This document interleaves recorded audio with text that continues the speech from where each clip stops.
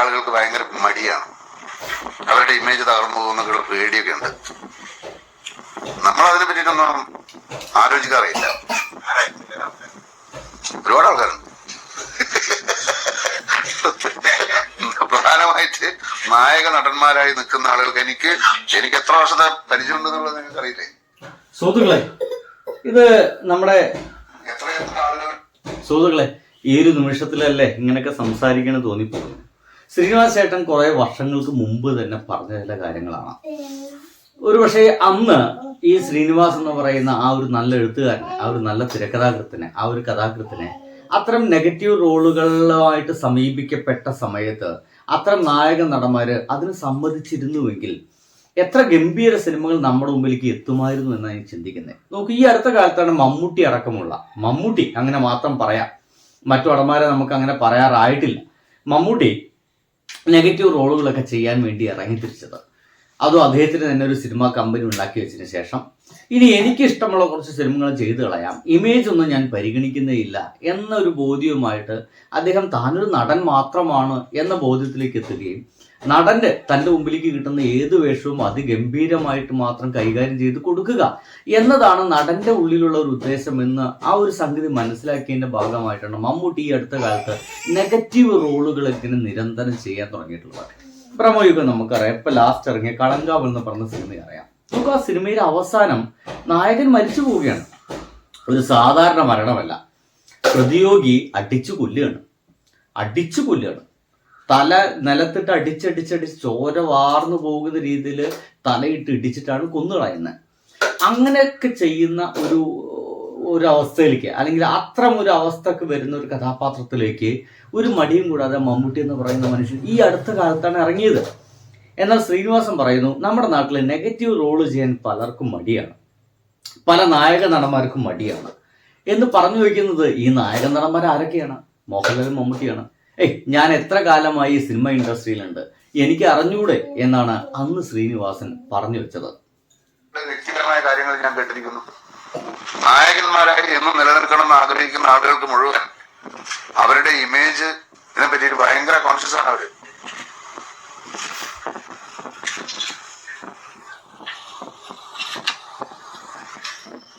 മനസ്സിലെ ഇമേജിനെ കുറിച്ച് ഭയങ്കര കോൺഷ്യസ് ആണ് അവര്. അതായത് മരണം വരെ, ഈ സിനിമാ ലോകം ഉണ്ടാവുന്നവരെ അല്ലെങ്കിൽ അവരുടെ കാലം കഴിയുന്നവരെ നായക നടന്മാരായിട്ട് മാത്രം നിൽക്കണം. ഒരു കാലഘട്ടത്തിൽ നമ്മുടെ മലയാളത്തിൽ ഉണ്ടാകുന്ന ഒരു കൺസെപ്റ്റ് അതായിരുന്നു, നായക നടന്മാരായിട്ട് നിൽക്കുക, നായകനായിട്ട് നിൽക്കുക. നായകൻ എന്ന് വെച്ച് കഴിഞ്ഞാൽ എന്തായിരിക്കണം? ആളുകളിലേക്ക് ഒരു നല്ല ഹീറോയിസം കൊടുക്കുന്ന ഒരാളായിരിക്കണം.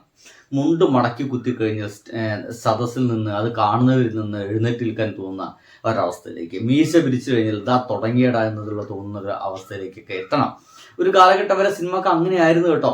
ഒരു കാലഘട്ടം വരെ അങ്ങനെയായിരുന്നു സിനിമ. മുണ്ട് മടക്കി കുത്തുക, പോലീസിനെ വഴിയിൽ തടഞ്ഞിട്ട് പോലീസിനെ മെക്കെട്ട് കയറുക, ഇതൊക്കെ കാണുമ്പോൾ കൈയടിക്കുന്ന ഒരു സമൂഹം നമ്മുടെ നാട്ടിലുണ്ടായിരുന്നു. ഇപ്പോഴും ഉണ്ട് എന്ന് തന്നെ പറയേണ്ടി വരും. കാരണം അത് നമുക്ക് ആ ഒരു സിസ്റ്റത്തോടുള്ള ഒരു എതിർപ്പിന്റെ ഭാഗമായിട്ടാണ്.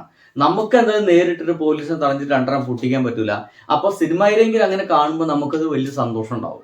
അപ്പൊ അതിന്റെ ഭാഗമായിട്ടാണ് അതൊക്കെ നമ്മൾ സ്റ്റേജിൽ, ഈ ഒരു സിനിമ ഒക്കെ കാണുന്ന സമയത്ത് നമ്മളത് സ്റ്റേജിലായാലും സിനിമയിലായാലും നമ്മൾ കൈയടിക്കുന്നത്. എന്തായാലും അത് അവിടെ കിടക്കട്ടെ. ഇവിടെ ഇപ്പൊ സംഭവിക്കുന്ന കാര്യം എന്താ വെച്ച് കഴിഞ്ഞാൽ, ഈ നെഗറ്റീവ് റോളുകൾ അന്ന് ചെയ്യാതിരുന്നത് അവരുടെ നായകത്വം, നായകനായിരിക്കുക, നായകൻ എല്ലായ്പ്പോഴും നല്ലവനായിരിക്കണം, നന്മ ചെയ്യുന്നവനായിരിക്കണം. ഹീറോയിസം പോലീസിനെ അടിക്കുകയാണെങ്കിലും അതും എന്തെങ്കിലും ഒരു പോസിറ്റീവ് ഇപ്പുറത്ത് കാണിക്കാൻ ഉണ്ടായിരിക്കണം. എന്നാൽ ഈ നെഗറ്റീവ് റോൾ എന്ന് വെച്ച് കഴിഞ്ഞാൽ ഒരു പോസിറ്റീവും കാണിക്കാനില്ല. കളങ്കാവിൽ എന്ത് പോസിറ്റീവ് കാണിക്കാനുള്ളത്? എന്ത് കാര്യം പറഞ്ഞിട്ടാണ് മമ്മൂട്ടി എന്ന് പറയുന്ന ആ മനുഷ്യനെ, അല്ലെങ്കിൽ ആ ഒരു മനുഷ്യൻ ചെയ്ത ആ ഒരു വേഷത്തെ നമ്മൾ ന്യായീകരിക്കുക? അവൻ ചെയ്ത കൊലപാതകത്തെ ഒരു കാരണവും പറഞ്ഞിട്ട് നമുക്ക് സാധൂകരിക്കാൻ സാധിക്കില്ല. അപ്പൊ അത്രയ്ക്ക് നെഗറ്റീവുകളായിട്ടുള്ള, അത്രയ്ക്ക് വളരെയധികം മോശമായിട്ടുള്ള കഥാപാത്രങ്ങൾ പോലും ചെയ്യാൻ ഈ ശ്രീനിവാസൻ തിരക്കഥ എഴുതുന്ന ആ കാലഘട്ടം മുതലേ തയ്യാറാവുകയായിരുന്നുവെങ്കിൽ, അന്ന് മുതലേ ഈ നായക നടന്മാർ അന്ന് മുതലേ റെഡി ആവുകയായിരുന്നുവെങ്കിൽ നമ്മുടെ മുമ്പിലേക്ക് ഒരുപക്ഷെ ശ്രീനിവാസൻ ചേട്ടൻ അന്ന് മുതലേ അതിഗംഭീരമായിട്ടുള്ള സിനിമകൾ കൊണ്ടുവന്ന് തരാൻ കഴിയുമായിരുന്നു. പക്ഷേ ഇന്നത്തെ മമ്മൂട്ടിക്ക് അന്ന് അത്ര ബോധമുണ്ടായിരുന്നില്ല എന്ന് പറയേണ്ടി വരും. എങ്കിലും ഒരു സിനിമ എങ്ങാണ്ട് അദ്ദേഹം ഒരു വഷളൻ കഥാപാത്രമൊക്കെ ചെയ്തിട്ടുണ്ട്. അത് വെണ്ണില ചന്ദനക്കിണ്ണം പുന്നമട, സിനിമ ഏതാ മനസ്സിലാവുന്നില്ല, ഏതാ കണ്ണാ സിനിമ? അറിയില്ലല്ലോ, അറിയില്ല. അപ്പോൾ ഒരു സിനിമയുണ്ട്, മറവത്തൂർ കനവിലും അങ്ങനത്തെ തരം വേഷമാണ്. പിന്നെ എന്തായാലും ഈ ഒരു സിനിമ ഒരു പക്ഷേ ഞാൻ ഈ പറയുമ്പോൾ തന്നെ, ആ പാട്ട് പറയുമ്പോൾ തന്നെ ആളുകൾക്ക് ഓർമ്മ വന്നിരിക്കും. അതിലൊരു ബോറിംഗ് കഥാപാത്രമാണ്. കുറെ പൈസ സമ്പാദിച്ച് ഭയങ്കര കോമാളിത്തരം കാട്ടിക്കൂട്ടുന്നൊരു കഥാപാത്രമാണ്. നായകനാണ്, ഇന്നലെ കോമാളിത്തരമാണ് കാട്ടിക്കൂട്ടുന്നത്. അങ്ങനത്തെ ഒരു കഥാപാത്രത്തെ പോലും വെച്ച് കിട്ടിയപ്പോൾ അന്നത് തടുത്തില്ല. അന്ന് തടുക്കാതെ ആ സിനിമ ചെയ്തു എന്നാണ്. ഒപ്പം തന്നെ പിന്നീട് വന്നൊരു സിനിമ കഥ പറയുമ്പോൾ അത് ഒരു തരത്തിൽ പറഞ്ഞാൽ നമ്മുടെ ശ്രീനിവാസൻ ചേട്ടൻ്റെയും മുകേഷിൻ്റെയും മമ്മൂട്ടിയുടെ ഒക്കെ സൗഹൃദത്തിലുണ്ടായ സിനിമയാണ്. 5 പൈസ വാങ്ങിച്ചിട്ടില്ല മമ്മൂട്ടി ആ ഒരു സിനിമയിൽ അഭിനയിച്ചതിൽ എന്ന് നമ്മൾ പിന്നീട് ഇദ്ദേഹം തന്നെ മുകേഷ് അടക്കം പറഞ്ഞ് കേട്ടിട്ടുണ്ട്. എന്തൊക്കെയായാലും ബാക്കി ഇദ്ദേഹത്തിന്റെ അന്നത്തെ വിഷൻസുകൾ ഒന്ന് നോക്കാം. കാലഘട്ടങ്ങളായിട്ടുള്ള എല്ലാ നായകന്മാർക്കും ഈ പ്രോബ്ലം ഉണ്ട്. എന്റെ കാലഘട്ടത്തിൽ എല്ലാ നായകന്മാരിൽ നിന്നും ഈ പ്രോബ്ലം ഞാൻ കേട്ടിട്ടുണ്ട്. ഞാൻ തിരക്കഥ എഴുതിയിട്ടുള്ള സിനിമകൾ പലരും അഭിനയിച്ചിട്ടില്ലേ. ഇന്ന സീനുകൾ ചെയ്യാൻ മടിയുള്ളവരുണ്ട്. എനിക്ക് ഞാൻ പലർക്കും വേണ്ടി പിന്നെ നേരെ തിരിഞ്ഞ് നെഗറ്റീവ് കഥാപാത്രമായിട്ട് അഭിനയിക്കേണ്ടി വന്നിട്ടുണ്ട്. ചില ഇമേജ് കോൺഷ്യസ് ആയിട്ടുള്ള ആക്ടേഴ്സ് പ്രശ്നങ്ങൾ കാരണം. അതൊരു ഭയങ്കരമായിട്ടുള്ള സ്റ്റേറ്റ്മെന്റ് ആണ്. പല ഇമേജ് കോൺഷ്യസ് ആയിട്ടുള്ള നായക നടന്മാർ കാരണം എനിക്ക് അവർ ചെയ്യേണ്ട വേഷം ഞാൻ ചെയ്യേണ്ടി വന്നിട്ടുണ്ട്. അത് ഏതാ വേഷം? ദാസൻ വിജയനാണോ? അല്ല, ദാസൻ വിജയൻ ഏകദേശം ഒരേപോലെ പോകുന്ന കഥാപാത്രമാണ്, ഇല്ലയോ? ദാസനായാലും വിജയനായാലും ഏകദേശം ആ കഷ്ടപ്പാടിലൂടെ പോവുക. എങ്കിലും കൊള്ളാം. ഏതാന്ന് നമുക്ക് ഇപ്പോഴും പറയാൻ കഴിയില്ല.